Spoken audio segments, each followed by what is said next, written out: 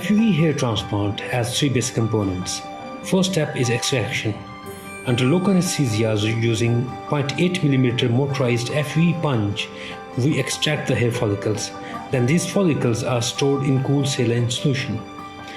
Then starts the site creation for placement. I use 1 mm custom cut blades. These blades make small slits in the scalp to accommodate the follicles. This step is very critical as it involves planning of the hairline and the density. At the same time, sorting of follicles is carried out according to the number of roots.